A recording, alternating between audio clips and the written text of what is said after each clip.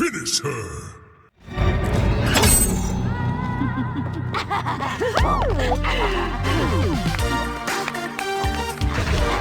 Friendship. Guitar wins.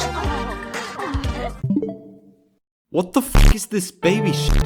This game used to be so cool. Now look at what happened to this game. I remember back in the day when fatalities used to be the most violent shit you can see in a game. And now they add friendships?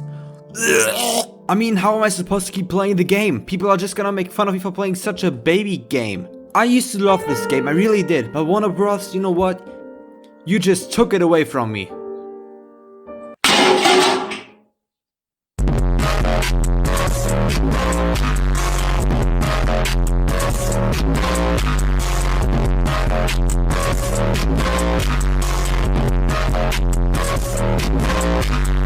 Wait, hold on.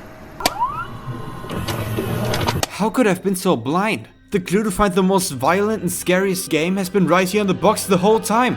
That being the ESRB logo. I mean, it has been over 25 years, and no one has ever been brave enough to go back and look at the game that started it all. A game that must have been so f***ed up that they made a whole rating board just to keep this game out of kids' hands. Hello. Hi. Plus, things used to be way better back in the day. Am I right, guys? For example, back in the day music used to sound like... And now we only get stuff like... I mean, what the fuck? I think I'm gonna throw up. Cars also used to look way better back then, with cars that look like... And nowadays all cars just look like some SpaceX spaceship rejects, like what the fuck? Same with politics nowadays, which are like... But back then they used to be like...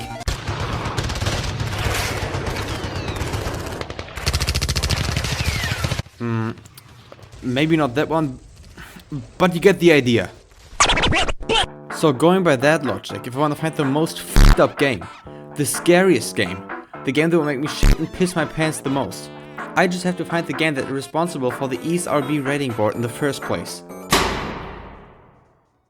The year is 1993.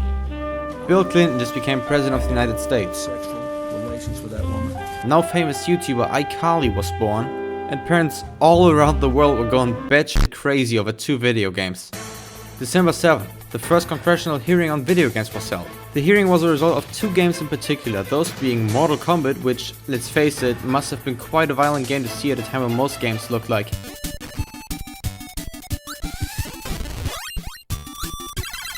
And another, comparatively less popular game by the name of Night Trap.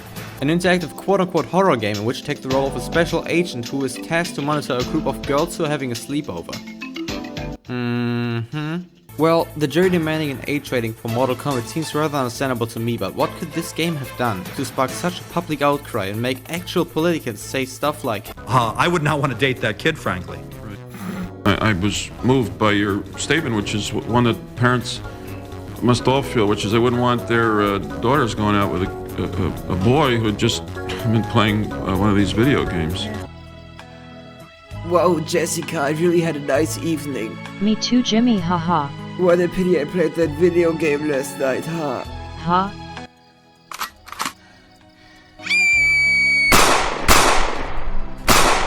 well, I feel there's only one way of finding out what all this talk is about. So I downloaded Night Trap, isolated myself on anyone I could harm, and played the game.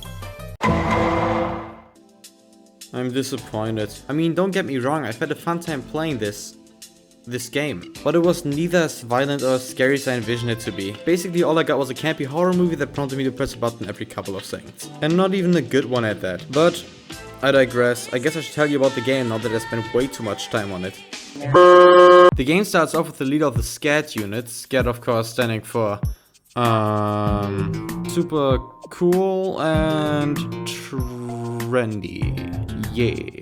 Well, he starts telling you about the disappearance of 5 teenage girls who were last seen at the Martin family's house, where they were invited to stay for the night. After further investigation, SCAD finds several security cameras and traps all around the house, which they managed to override and use for themselves. And that's where you come into play. The plan is simple. 6 more teenagers are coming to visit the Martins for a sleepover tonight. Those being Kelly, Ashley, Lisa, Cindy, Megan, and Lisa's brother Danny. However, the girls don't know that Kelly's secretly an undercover agent who's trying to figure out where all the missing girls went. Your job is to keep the kids safe while Kelly and the rest of the SCAD team do their job. But you might be wondering, keep them safe from what? I'm getting to that point, just let me set the stage. Jesus! The second you start monitoring the house, you can already tell that something about the Martins is a little off. A couple of minutes pass and the kids arrive at the place. This is also where we get to meet one of my favorite characters in the game, that one being Weird Eddie, who is just strolling by. Why is he here? I don't know. Is he really necessary for the plot? Meh. But he's still pretty cool though.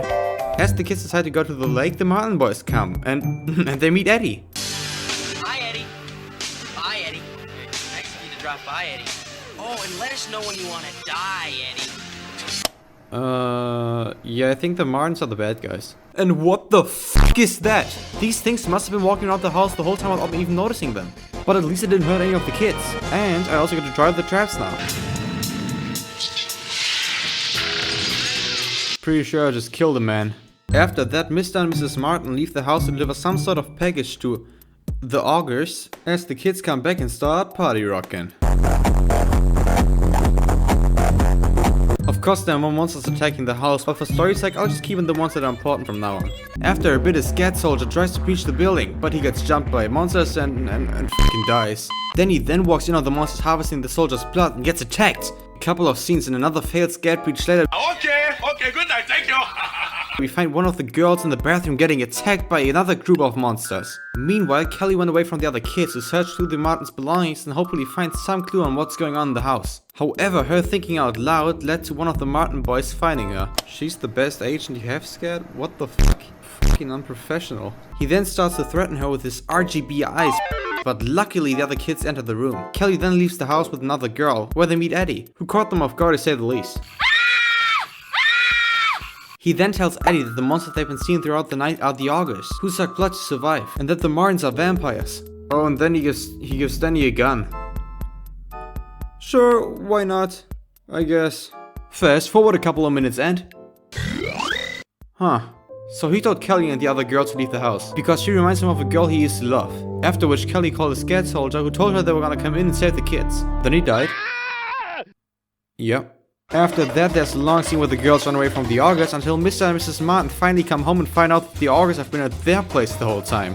And that the SCAD team finally managed to breach the building.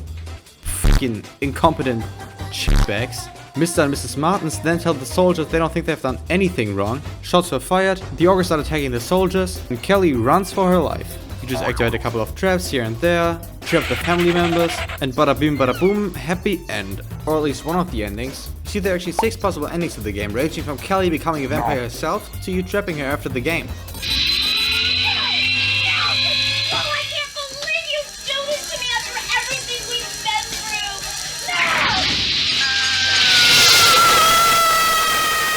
However, there's one jarring issue with the story. That being that I had to watch a cut version on YouTube to even have a fucking clue on what's going on. You see, the Augers are running around the house the whole time, and it's not just like there's 15 or 20 of them. Nope, there's a grand total of 100 Augers you can catch throughout the game. And you have to catch at least 70 of them.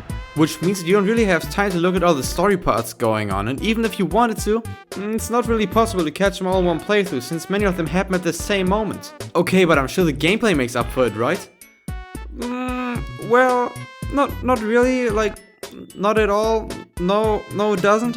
Basically, all you do is wait in a room with the Augers in it until this bar flashes red, which is when you can press a button and then you trap the Augers. The deepest the gameplay ever gets is when the Martins decide to change the access code, which however can be hard to catch sometimes because, as I said, there's just too fucking much going on. So I found it to be way easier to just spam all the access codes and hope that I find the right one instead of actually memorizing when to look at the boys talk about the new access code. And even then the game can be so fucking harsh at times. I had to replay certain parts over and over just because I forgot an auger or I didn't understand when I had to press the button. But As I said, I did have some fun with the game. However, I think that was mostly due to the campy horror story. To be honest, if you're just here for the horror B-movie, you should probably just watch the cut version on YouTube. And if you really want to play a game where you control surveillance cameras, just... Oh, I can't believe I'm saying this. Fucking play Five Nights at Freddy's instead. The fuck up! You shut the fuck up! I hope you die in a fire! You know what? Maybe I just need to give Mortal Kombat another chance. I mean, I've had so much fun with this game. And I have to admit, some of the friendships are pretty fun to look at. You know what? Maybe I was wrong about Mortal Kombat. Let's just play a couple of rounds, forget that this all ever happened.